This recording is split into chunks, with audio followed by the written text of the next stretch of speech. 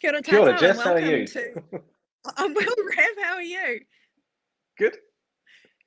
Kia ora, everybody. Welcome to this Opportunities Party chat with me, Jessica Hammond, and Raf Manji.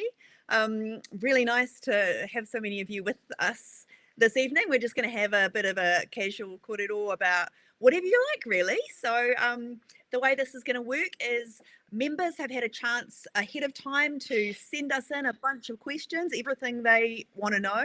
So members' questions will be prioritised. If you want to be prioritised next time, then join up on our website. It's one of the many great things about being a top member. But send through your questions on the socials, and then we'll get to non-member questions and questions coming through tonight at the end. Raf, how's it going? Good. I'm broadcasting from a hotel room in Auckland, where I've been for the last 3 days. We had 2 public meetings the last 2 evenings, which were both sellout events, and it's great to meet the supporters.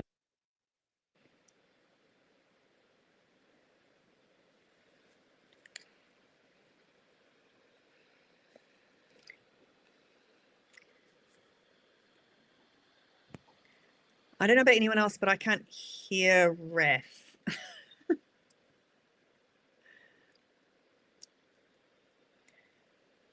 Sorry, everybody. I don't know if anyone can hear one, either or both of us. It's just we're being sorted now.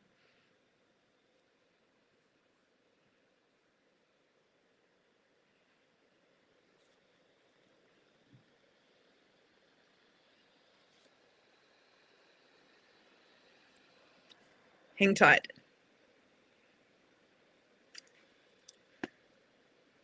Okay, I can be heard. Right. Well, while we're waiting for Raf's sound to come back on, there are a couple of things I need to tell you about. So Raf's been talking about the event that we've had in Auckland, the sellout events, which were fantastic. Now that we're able to do a little bit more kanohi face-to-face stuff, but we have 2 more coming up. The next one is in Wellington on the 20th of April, 6 p.m. at the Southern Cross Bar.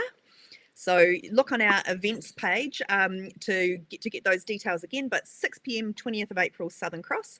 And then the next one is Christchurch on the 27th of April, 7 p.m. at the Oxford Terrace Baptist Church. So you can RSVP to those. So we've got a handle on members, but they should be lots of fun. And I hope we'll have Raf's audio back soon. Maybe the hotel's like... Yes, I hear things sort of ticking in and out. No idea what's going on, but I can hear you. So yeah, carry on. Welcome back. So Raf, I don't know if you could hear me, but I was just talking about the events coming up in Wellington and Christchurch.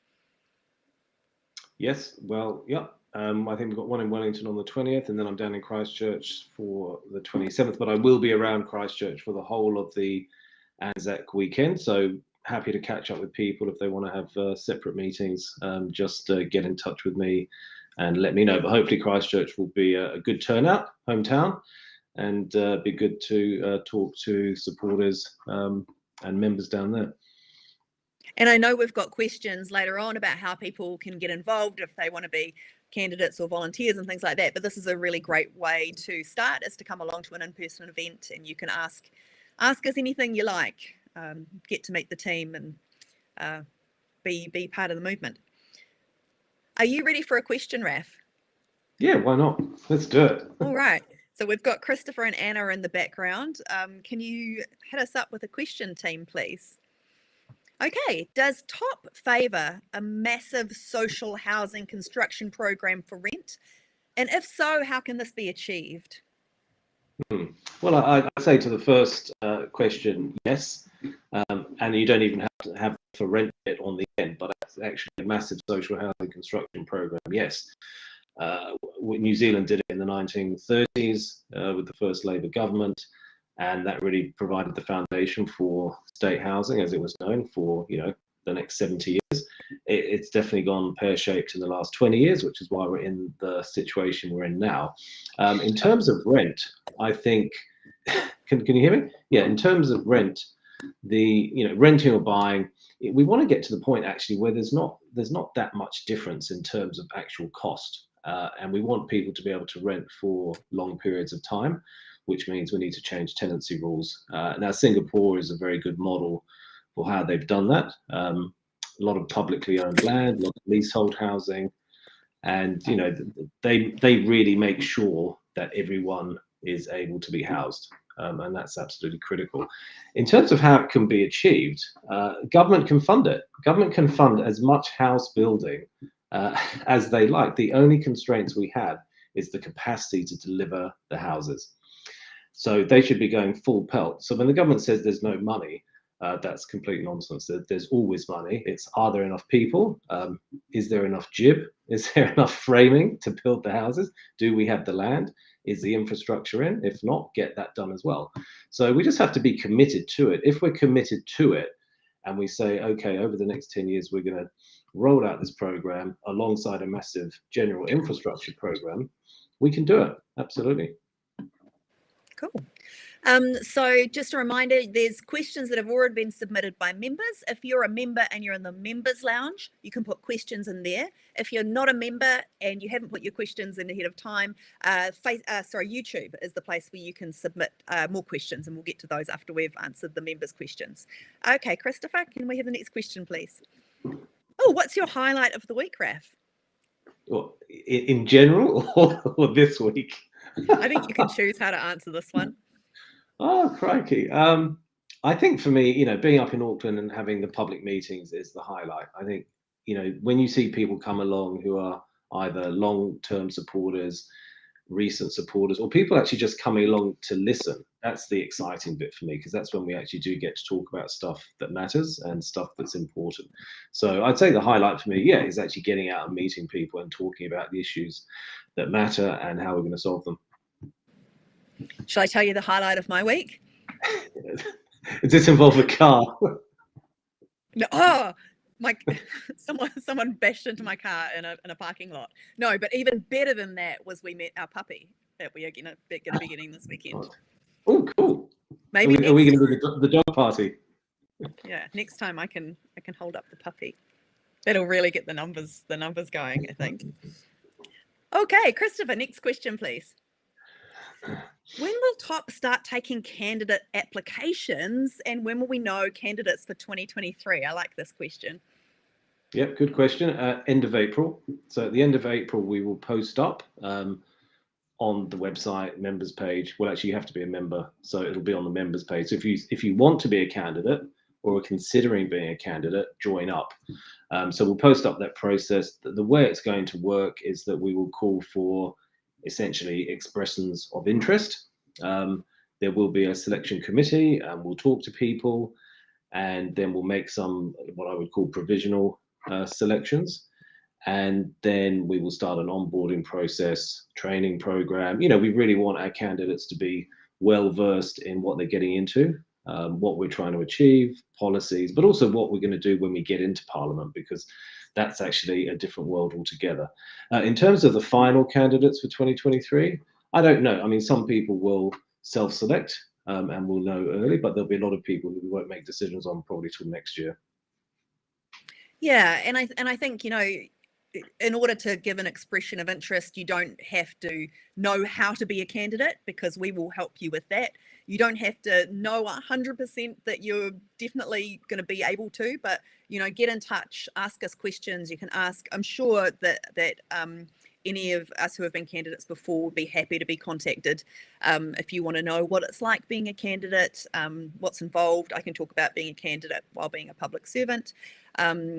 And yeah, if you want to know any of those ins and outs before you sign up, get in touch. But otherwise, just, you know, get in touch with the party, and we can go from there. But I think, you know, the important thing is, you know, we want to have a really great, diverse group of people, right? And you know, put aside any of those any of that self-doubt you have, because you have a team around you, and none of us know what we're doing at the start. So yeah, come on in. Yes, I think that's a really good point. Is, you know, with us having a little bit longer to prepare for a campaign, there will be a lot more effort and support for potential candidates, and it's, it can be tricky, but yeah, don't be afraid just even to have a conversation about it, even talking to some of the candidates who just sort of came in towards the end of the process last time. It's really about passion and your sense of caring about what happens to the future. The whole point about representation is it can be anyone. It should be able to be anyone, really. You're just happy to get up, say what you believe in, and act on behalf of your community. In some respects, politics has become too professionalized, and we've sort of lost a little bit about that kind of people representation. So yeah, don't be afraid. We need a lot of good candidates in Auckland. So anyone watching from there, have a think about that. And as Jess said, yeah, we want a good, diverse, representative bunch who can come with us into the campaign. Cool. All right, Christopher, I think we're ready for another question, please. Will Top be standing in the Tauranga by-election? No, Top will not be standing in the Tauranga by-election, and there's a couple of reasons for that. And we have thought about it, with some care. It's quite tempting because, the political adage is never turn down an opportunity for publicity and for the ability to, build your profile, tell your story. But it's probably not the right time for us at the moment. We've got other issues to deal with.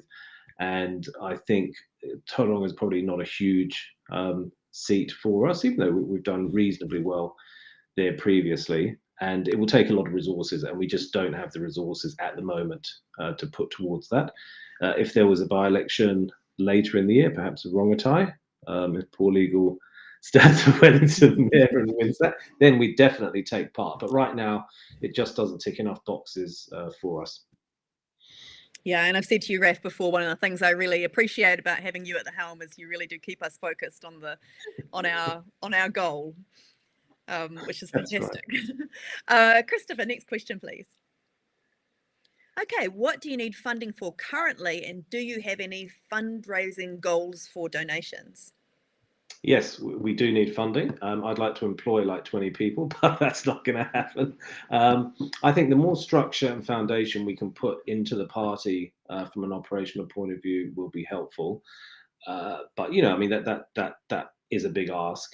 What I'd quite like to do is raise some money for advertising. We're doing some market research at the moment, which we've had money set aside for. But in July, August, September, we want to run an advertising campaign, and we need to do that to target the areas we're looking at and to raise our profile into the year. So we will come and ask people to donate towards that. Every dollar counts, and the more money we can raise, the more advertising we can do. And then, that's just a reality of being in politics. We have to get out there and tell people about ourselves, and the people who actually will be better off under Top don't actually know about Top. So we have to get out there into those communities and tell them who we are. And, we've got plans to do quite interesting things. And but we will need some funding to do that. And it's probably a good time to, give a huge thank you to the people who have been supporting us so far and those regular donors, right? Because having a big wad of cash, hey, that's amazing. Bring it on. But also just those regular donations of any amount, your sort of monthly or fortnightly donation, that's what really keeps things going. Yes, I mean, Top has a lot of donors, way more than any other party. We're not going to raise 1.8 or $1 million. Not this year, but next year. Look, if we're polling around 4 or 5% next year, we may start to attract a lot more interest from bigger donors who like what we're doing, like what we're proposing. But yeah, I mean, we're very much dependent on, that sort of core base support that we've got, and members, and everyone just chipping in, every month. That keeps us going. Cool. Okay, Christopher. Oh, what are you calling your dog? So we I feel like this question might have jumped the queue, but I can understand why. Yeah, we had we had so many there's 4 of us who live in my house, and we had so many names come up, and so many of them someone wasn't on board that my husband proposed calling the dog Vito. But we have gone with Luca. So Luca with a C. She's What's she's a what's the Italian? Is that the Italian thing? yeah, I guess so. I actually don't remember where we got it from, but I've had that the song "My Name Is Luca" in my head Oh, for okay. days. So that's a Can you bonus. sing it? I could. Next question, please. Healthcare workers are burnt out and our healthcare system is run down. What does TOP propose to fix our health system? Wow, this is interesting because at both our meetings the last 2 nights, these were big questions. We had actually doctors and health researchers come down, and they were saying, yeah, everything is stuffed. Look, I mean, I've had some experience with this situation at the Christchurch Hospital, and I know a lot of people there working, doing their best to work under a centralized funding system, which is quite punitive in terms of capital costs, for example. I mean, essentially, I think a lot of this is a funding issue, and we just simply have got, what's the word? Decades of underfunding. And I know particularly the ICU situation in Christchurch. I'll give you an example. They bought the beds and put them in the basement, and Ministry of Health wouldn't fund the ICU nurses until the story went public, and then suddenly they said, "Oh, we will provide funding." So the government, for some reason, given it so focused on health, has just continued to underinvest. And I'm not blaming them because this has been a problem that's been going on for a long time. And health and poverty and housing, these are all connected to each other. And if we don't get those right, the pressure on the health system is huge. Residential homes and care workers are just, working overtime, and everyone's stuffed. Now, I mean, what I would say, so I would say we would do more funding. But what I would say is if people have specific ideas around the health system, I'd certainly be happy to hear those. Yeah, and the other thing is, Raf, I feel like our policies are really trying to also get well, you sort of brought this up, at the root cause of some of the big inexpensive, health problems we have, and sorting out housing. We know that UBI has great effects in terms of mental health, and also our focus on preventative healthcare. We know that putting dollars in at that preventative healthcare end, those are really, really important investments to save us money down the track. And I know, certainly talking to some of my friends who work in mental health, and this is what we were hearing from the nurses organisation today, is there are a lot of people actually leaving the organisations, leaving healthcare just as we need them the most, because it is so crushing that they know they can't do the job they want to do. So all these incredibly hardworking, well-meaning, valuable professionals are just getting burnt out, and it can't continue.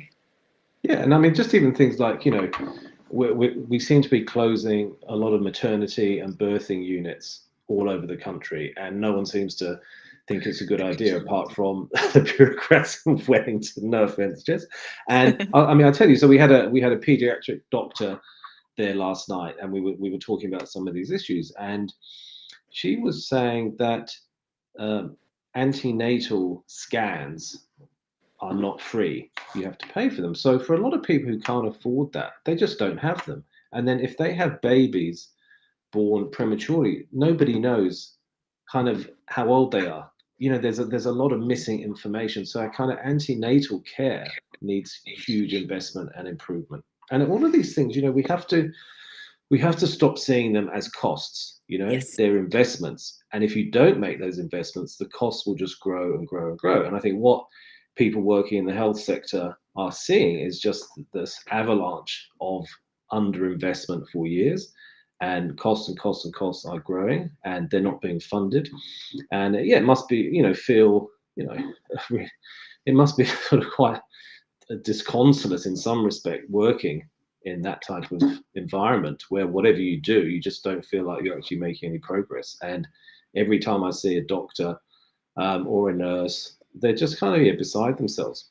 So we really have to do something about it. I hope that the new Health NZ thing works. I hope the Māori Health Authority works, but by golly, we really have to, put our shoulders to the wheel there. Yeah, absolutely. And that's, as you say, it's really false economy to leave people until they are in a really, really dire state before putting in any kind of intervention. Okay, Christopher, next question, please. Oh, any thoughts Well, there you go. So, I mean, so when you think about some of these health issues, so obviously really good antenatal care and really good postnatal care as well, and add into that, increased childcare provision. So what is it now, 20 hours a week? Make it 40 hours a week. Things like that are going to make such a difference to people's lives. And obviously free dental care is a big issue. I'm totally supportive of that. I think the numbers are actually not that huge from what I've seen. The sugar tax is kind of interesting. I often ask my dentist about this, and he said it's actually, the sugary drinks are a disaster for children, and anyone dealing in kind of pediatric dental care is often just shaking their head at the state of children's teeth. I don't know if a sugar tax is the answer. But again, I think the more effort we put into antenatal, postnatal, and early childhood care, that's the investments.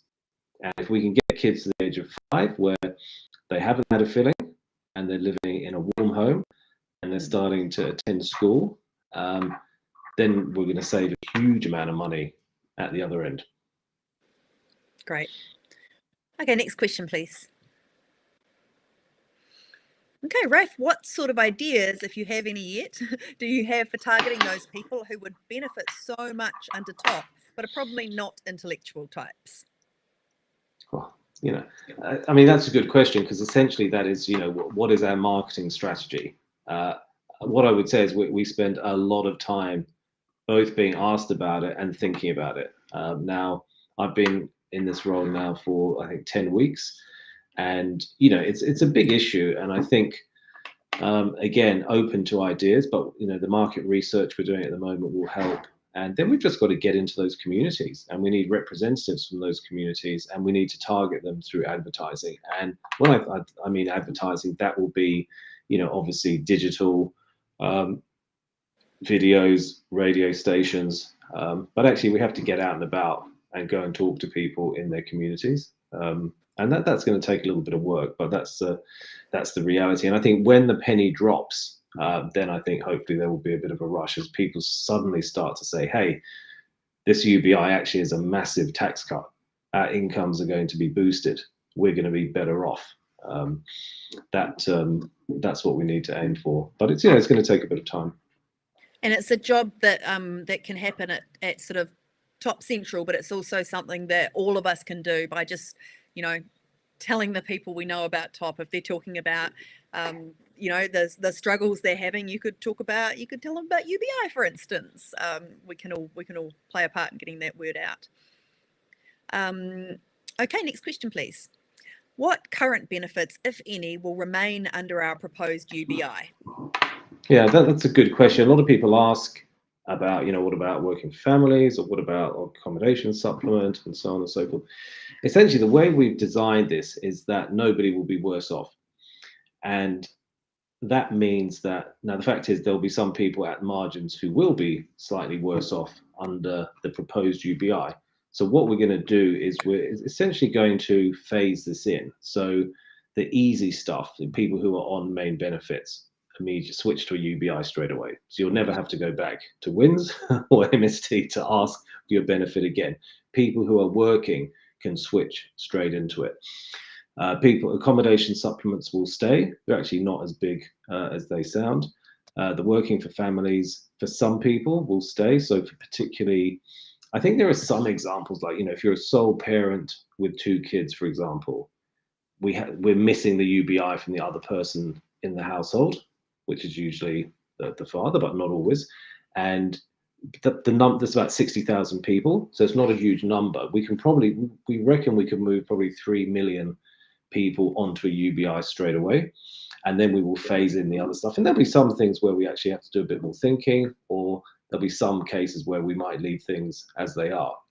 So that's the reality. People on the pension can go straight onto a UBI, because essentially the pension is a UBI for older people. And then that takes away the whole issue about what age does superannuation kind of kick in.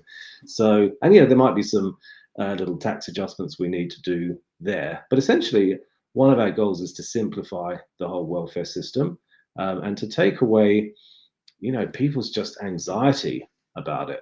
It's no more application. It's something, once you've started receiving it, it's with you for the whole of your life. And then that gives us more flexibility around tax rates, to manage the economy a bit more flexibly. And the general principle, at least in the 2020 policy, was that your UBI will replace the first portion. It was $250 in 2020, but it's likely to change, of whatever income support you receive from the government. So people who receive higher than that, can still receive higher. People who receive lower than that, well, now they get, a UBI.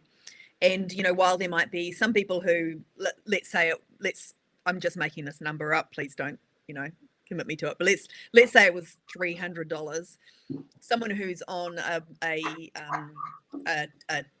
benefit, a traditional benefit that was like $320, might say, actually, it is worth $20 to me not to have to deal with MSD, and because I keep what I earn now under a UBI, I don't have these horrible abatements, I'm actually way better off not having to engage with the hoops type of benefit system. Yeah, yes, those tax issues for people working part-time are huge, and all of that stuff will disappear. The thing about the flat tax is, on its own, yes, you would say that's not progressive, but with the UBI, it becomes very progressive.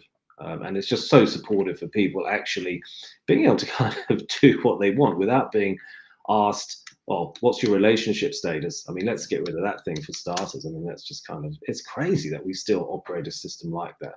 But we want to get rid of all those kind of dehumanizing aspects. And if there are, thorny arrangements which we need to look at, we'll just have a look at them. Great. Okay, next question, please. There's been a lot of talk from ACT/National about repealing certain legislation this week. If you could repeal any legislation, what would it be? That's an interesting question. Repealing legislation, I don't know. The RMA, no, we have to replace it with something. I actually can't think of anything that I would want to repeal. There's quite a lot in the justice space, I think, that I would probably want to repeal, because so much of that is kind of sort of populist reactive kind of nonsense that does nothing to improve. It just has more people in prison without improving outcomes at all. That's the sort of the first thing. We might have maybe we'd have a little look at the waka jumping. Maybe we'll have a little look at that. One thing we're thinking, so we'll put that on the list of things to do, what's going to go when we get in. But we're also starting to think about, how we would operate in Parliament as a caucus, as a party, and starting to think ahead to drafting members' bills, for example, so that we're ready to hit the ground when we get in. So there's a lot of those work streams. Now, again, like I said, we've only been here 10 weeks under new leadership, so there's a lot to do, but we have a lot of working documents, and now we have another one, which is which legislation are we going to repeal? So that's a good question. And I think, I'm sure we'd welcome ideas for, especially, there are a lot of you out there who will have really intimate knowledge of some pieces of legislation. Yeah. If you know that there's something out there that's just bananas, let us know. So like for example, that crazy conversion therapy nonsense, there will be bills, sitting on the statute book, which we just have to get rid of, because actually they're extremely illiberal, and we don't need them anymore. Just to be clear, we're not talking about repealing the new legislation that bans conversion therapy. We're talking about the previous situation where it was allowed. Yes, exactly. Yeah. So please send in your acts you'd like to be repealed. Yeah. All right, next question, please. That was an interesting one. Yeah.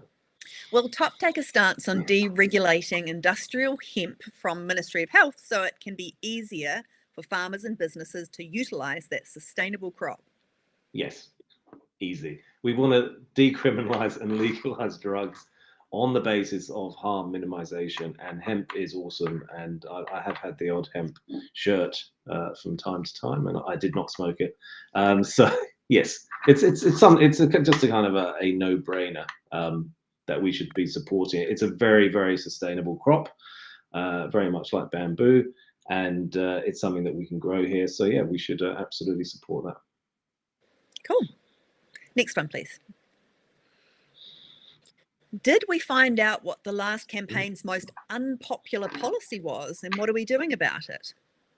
Well, I don't know. I don't think we know that in any kind of I don't think we've done any research on that.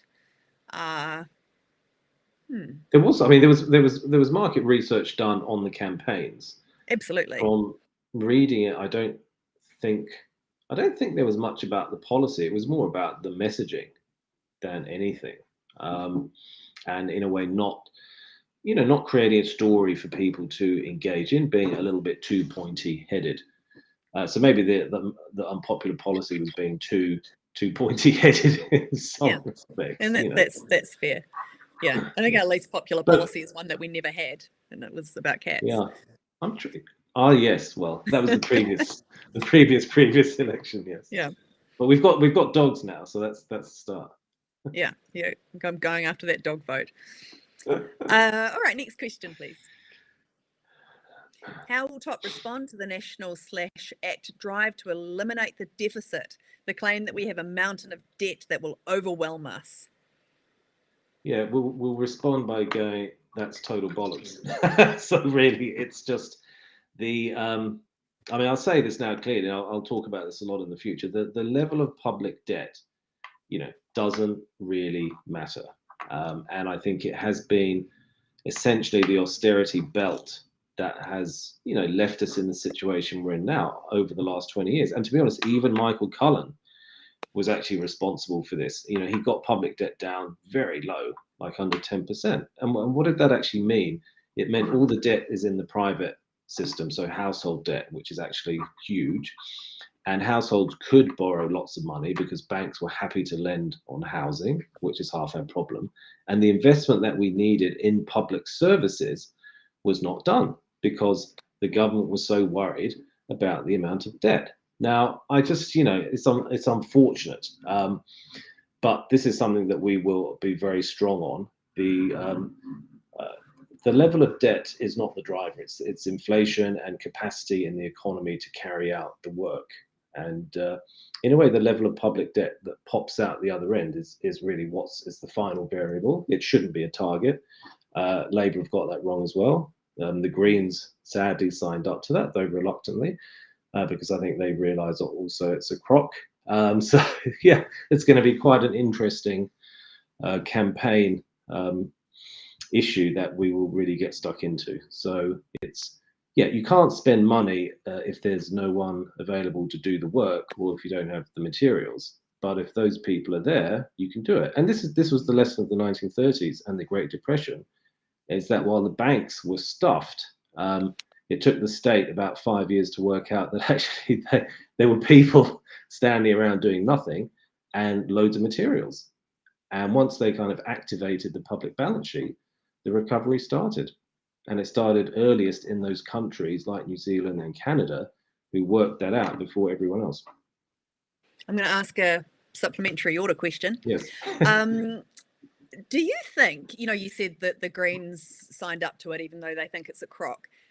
There's a lot of smart people in Parliament and in these political parties.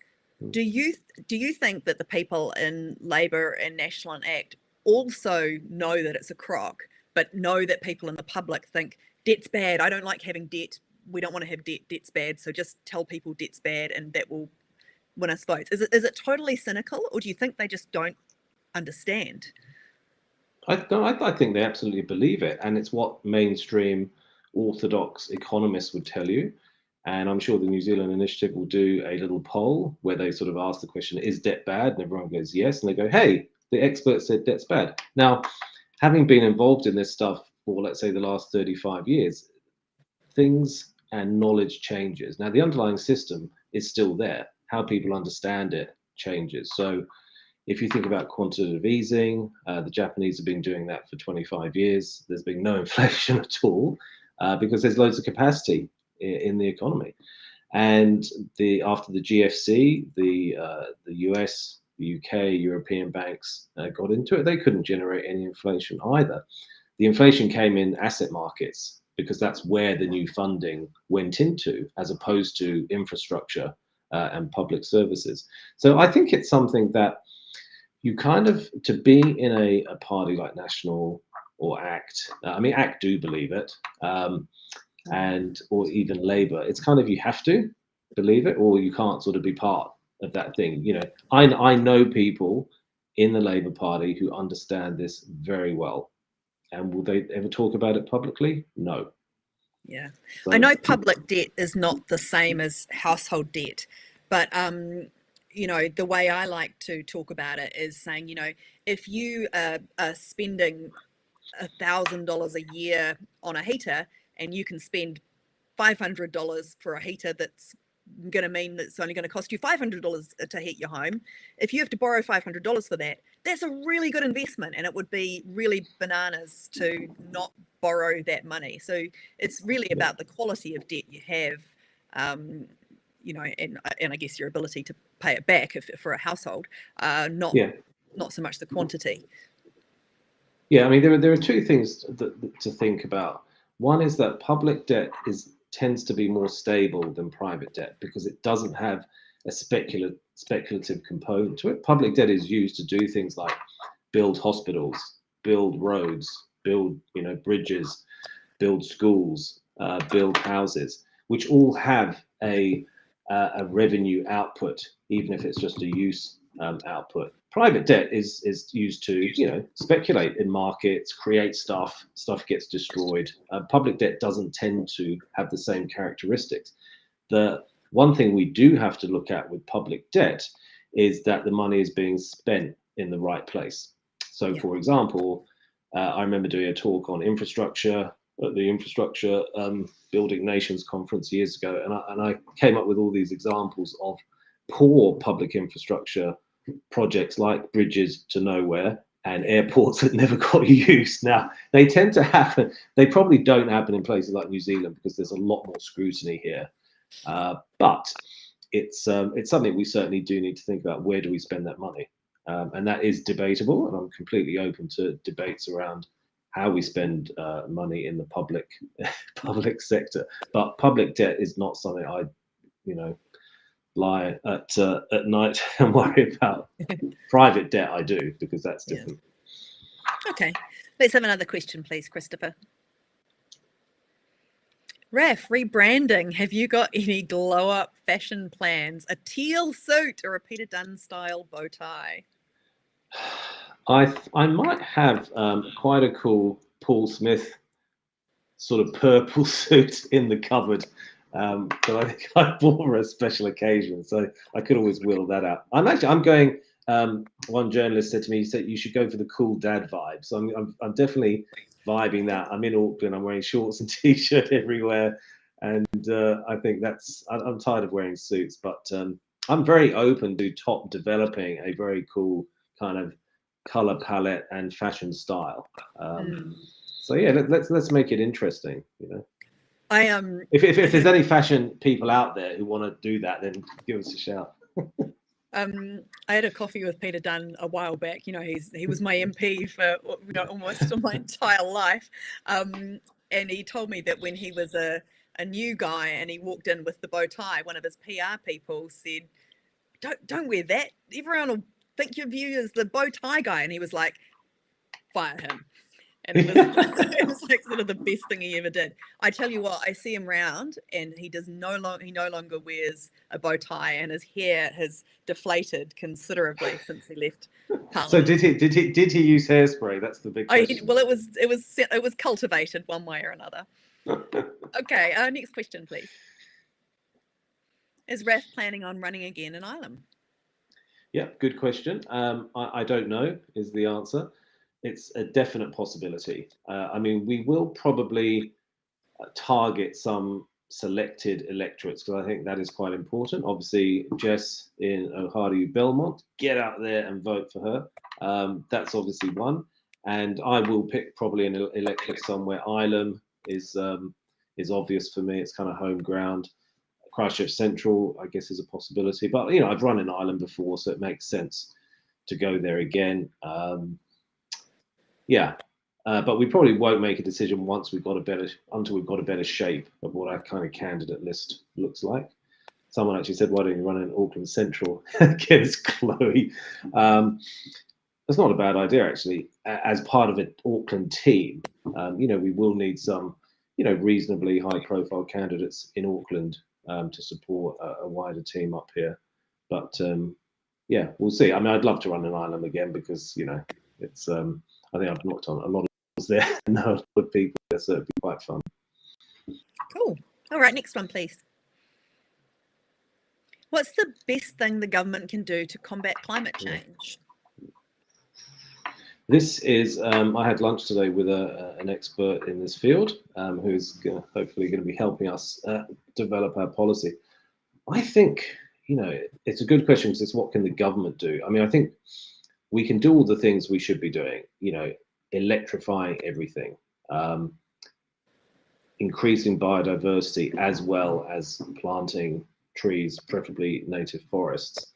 But I think one of the things government can do that kind of won't happen on its own is urban planning, because I think urban planning makes such a difference. I mean, how we live makes a difference to the carbon intensity of our daily lives. And to give you an example, living in Wellington now, I never drive my car. I just walk everywhere. Now, I mean, I could bike. Well, I mean, Wellington's not that great for biking, to be honest, unlike Christchurch. But I walk everywhere. So essentially, my emissions profile has just collapsed. It hasn't reduced by 10%. It's not like I'm using public transport. My life is within 20 minutes. So if we think about the 15-minute or the 30-minute city, governments can do a lot there. And they can do that right now by just getting the national policy statement on urban development through, stop consulting on the damn thing, just say you can build anything you like inside a city, end of story. That would make such a difference. So I think government can change people's emissions profiles very, very quickly. Because, you know, we switch to EVs, that will be good, but we still have to build roads and we're still driving around in cars. And so, you know, there are other issues there, but living in communities where we have all our amenities within walking distance, I think would be pretty cool. And I think that's a conversation that we need to have more of, that integrated planning is really essential. Because I mean, I used to worry about, you know, if a whole bunch of people moved into my neighborhood, well, the schools are overflowing and the supermarket car park is always full in my suburban things. But you don't just, you know, throw thousands of extra people into an area. You actually, you know, look at where the schools should be, look at the transport routes. You plan a neighborhood out so that, yeah, like you say, so that it's not that people sort of sacrifice driving. It's that you don't want to drive anymore. You don't need to drive anymore.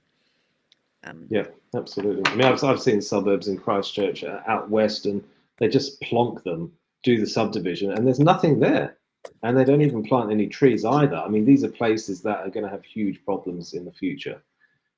So, you know, having areas where you've got community centres, you've got local buses, you've got safe streets for kids, you've got bike paths built into the subdivisions, and kids can walk to school. I mean, you know, going back to this question, I mean, what if government said every child has to walk to school? That would, or bike to school. That would change everything. You know, totally change everything. Yeah. With always, you know, keeping in mind different mobility abilities. Of course. I mean, well, it's not like everything, but you know, it's essentially putting the children's safety and accessibility first. Yeah. You know? Yeah. And you know. Yeah. Cool. All right. Next one, please. Oh, this is long. Given the global inaction on climate change, we are likely to see severe coastal erosion and inundation in the coming decades. How does TOP plan to manage the damage to coastal homes and infrastructure? I mean, the first statement, yes. I mean, how do we plan to manage it? Well, it's very difficult. I mean, we went through this thing in Christchurch East. I did a talk to the local government.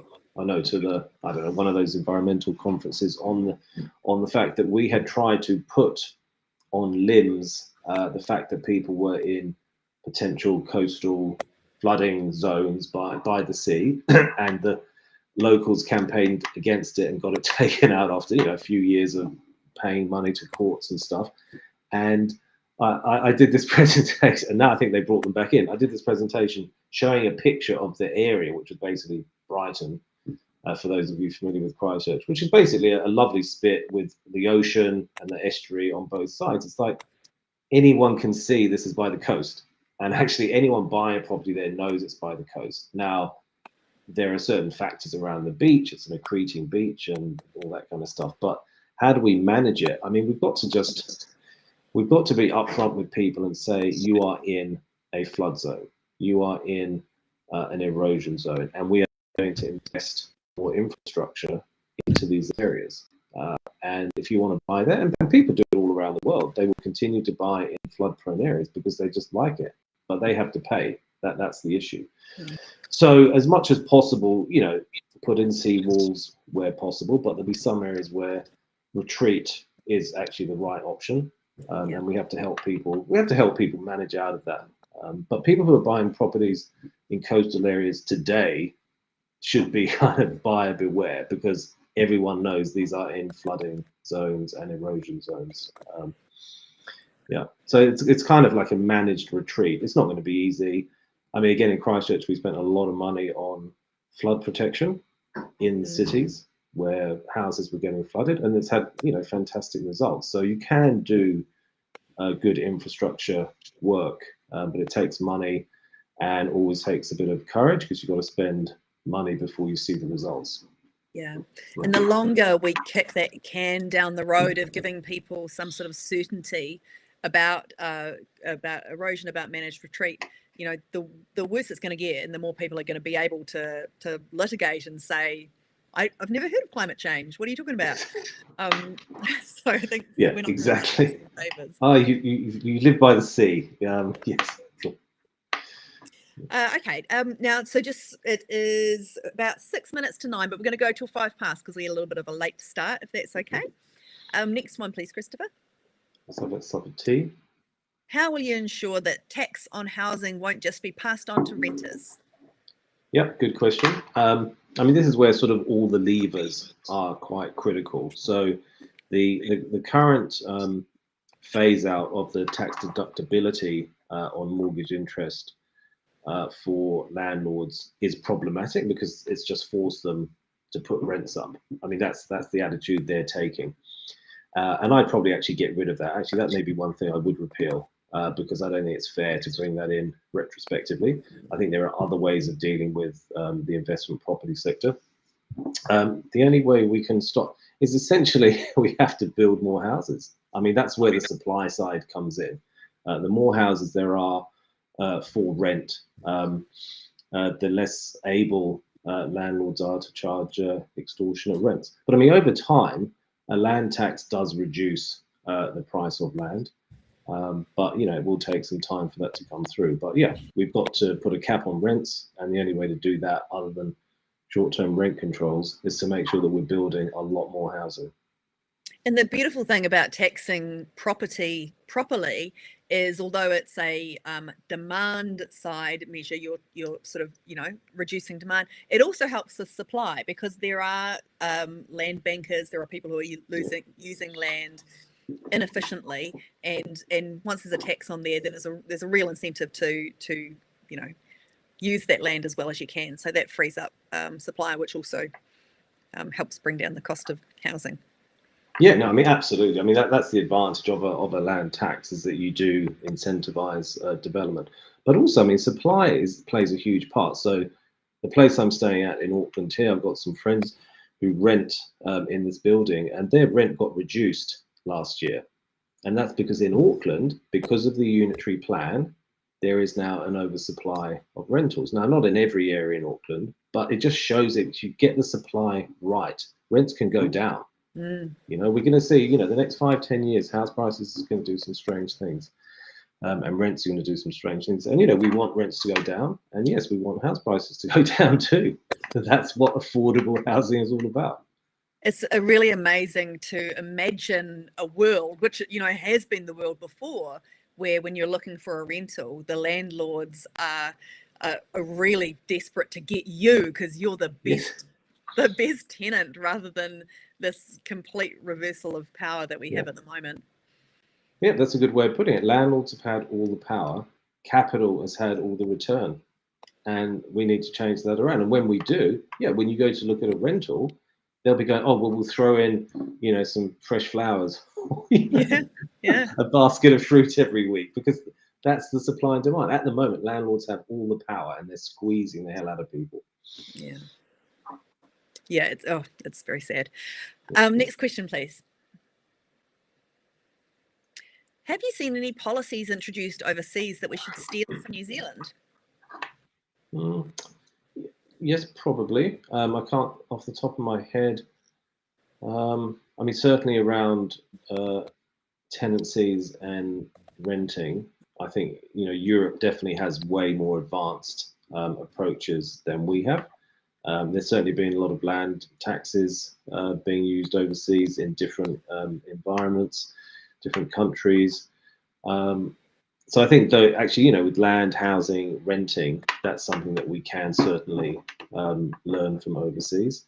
Other types of policies, I mean, certainly there's been some good work in the drug space in certain countries like Portugal, Switzerland, obviously the US, Canada. You know, we can certainly sort of look at that, and we should, you know, we should be quite open to collaborating with overseas jurisdictions on policies that work, because of course they've got data and evidence that we can look at that we might have to, you know, mold for the New Zealand market that we're in, where things are, you know, sometimes slightly different. But yeah, we should always be open to the fact that other people may have done the work ahead of us.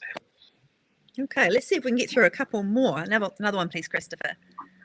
What's top stance on improving public transport? Any investment in rail on the cards? Oh, look, I love trains. I love trains. So I read a lot of the stuff on the great Twitter about this. I've watched the debate over Auckland Rail. I wish they'd just done light rail up Dominion Road and just got on with it. Good public transport, I think, is critical, and I think we spend an awful lot of time navel gazing over this stuff instead of just getting on and building it. You know, light rail in Wellington, we should have done light rail in Christchurch after the earthquakes. It would have been so cheap. Trying to do it now, I mean, we still have the transport corridors, and I think there are some, you know, we had a massive rail network in New Zealand back in the day, and I think it's something that we just have to bite the bullet on and say, if we want to electrify public transport, there are some routes that you just can run along straight lines, and you develop housing alongside it. Yeah, so I think let's invest in that, and I think rail should be part of that solution. Yeah, and I think, though, you know, it depends. It depends on the place. It depends on the population, right? Because rail is incredibly expensive, and for a lot of places, we would be better off just putting a whole heap more and better buses and bigger buses on there. So, you know, always we should be looking at the business case for it. But you know, I think the general point is more public transport, more and better public transport, please. Yeah, and who knows where technology is going to go in the next 10 years. If we think what's happened in the last 10 years, you know, will we get to that mythical little sort of bubble car, or that you just jump into and it just takes you where you want to go? Who knows, you know? So we wait with bated breath on that one. Cool. We can probably do one more, I think. Christopher? What's Top's vision / thoughts on co-governance? Yeah, I mean, this is an interesting topic, because when you say co-governance, people actually immediately think about lots of different things, which is not co-governance, you know. I think it's a great idea. I mean, my personal experience of this is in Christchurch with the local iwi in Christchurch, Nai Ōhāiru, and we had a joint committee with council and them. It was co-chaired by the mayor and Te Māori Tau from the local runanga, and it worked really well because we could discuss stuff and we, developed some, papakainga plans, and we did it all through that committee. And so we didn't get into the whole kind of elected members and all this kind of stuff. We just said these are issues. Let's sit down and talk about them. It's quite clear that the treaty guides you towards that. The whole kind of act thing is complete nonsense. I mean, they still have a very colonial settler mentality about how they could approach this. But co-governance is not ownership, and ownership is not the issue. You can't own a body of water, but you can certainly look after it. And I'd much rather have people engaged in that who care about that particular asset, if that's how we can describe it. So no, I think it's a great idea. I really just don't see what the problem is. There's a really the Gone by Lunchtime podcast. They had a really great discussion about this the other day, and Ben Thomas was talking about just what you said, that co-governance is not any one thing, and it's really just a question of, do you want to bring tangata whenua into the tent, once the horse is bolted and then later on find out that you've done something wrong, or do you want to have people in the conversation from the start and do things well from the get-go? There's a lot of different ways you can do that, but it's not. And I think it's also, I can't remember if I saw a question or somebody asked about the future of New Zealand or vision for New Zealand. I think if we want some kind of long-term vision, it has to involve co-governance. It has to involve mana whenua. It has to involve people with deep connections to the land. And that is not just mana whenua. That is a lot of New Zealanders who feel that way. But actually, what is the outcome we're looking for? We're looking to support our biodiversity. We're looking to support the kai that we gather from land and sea. We're looking to support the quality of our environment and natural beauty. That's what. So when we're clear about the outcome, it's actually, well, let's just get a bunch of people around the table who care about that. So it's like, and let's be representative about it. That's what it's about, and we will get better outcomes, and we will, restore some mana that has been lost at the same time. Yeah. Well, thank you. I'm sorry we haven't got to all of your questions. We may be able to get to them in some other way, right, Raf? Sometimes we can answer them on the socials, particularly if they're in the members lounge. But just a reminder, the 2 events coming up, the 20th of April at the Southern Cross in Wellington, 6 p.m, and 7 p.m. on the 27th of April at the Oxford Terrace Baptist Church. So it'd be great to see a lot of you there. Yeah, well, look, I mean, it's been great to talk. Some really, really good questions. Keep them coming. And I want people to know that, yes, we have some pretty core flagship policies, but we're very open to good ideas. We're very open to dealing with these thorny issues. And I often say to people, oh, look, I don't know, you tell me. Often when people ask a question, they have an idea themselves. So let's hear it. I think we want better outcomes for all people in New Zealand. We want to build a fair society. We want opportunities for all, and we need to address the structural deficits that are quite clear to everyone, and that's what we're going to do. Great. All right. Thanks, everybody. Ka kite. See you next time. Sleep well. Bye.